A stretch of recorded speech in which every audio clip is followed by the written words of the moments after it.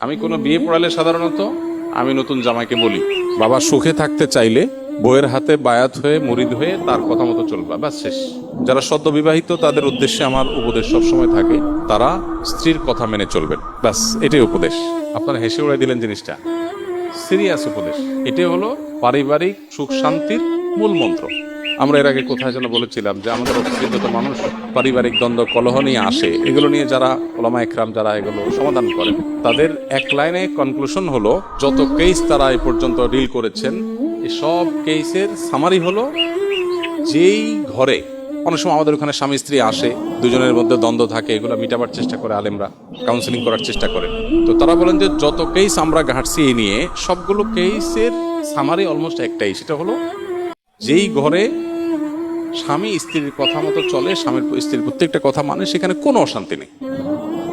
অশান্তিটাই হলো সেখানে যেখানে কথা শোনা হয়, বাস। এই জন্য নবদম্পতি যারা আছেন তাদের উভয়ের এটা আমল করা উচিত। বিশেষ করে ছেলেদের একটু বেশি আমল করতে হয় আর কি, মেয়েদের একটু কম, তবে মেয়েদেরও করা দরকার।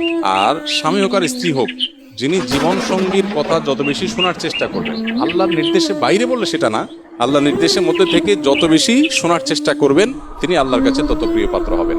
মুত্তাকি হিসাবে তত ভালো মুত্তাকি হইতে পারবেন। দাম্পত্য জীবনে আপনার সঙ্গীর সাথে সদাচরণ করা, এটা তো আল্লাহর নির্দেশ।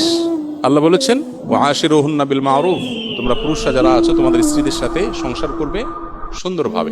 একই কথা স্ত্রীদের জন্য প্রযোজ্য। অনেক স্ত্রী আছেন যে স্বামীকে সারাদিন জ্বালাতন করেন, অহেতুক কষ্ট দেন, ছোটখাটো বিষয় নিয়ে বাড়াবাড়ি করেন। তো এখানে স্বামী স্ত্রী উভয়ের জন্য প্রযোজ্য যে নিজের সঙ্গীকে কত বেশি সন্তুষ্ট রাখা যায়।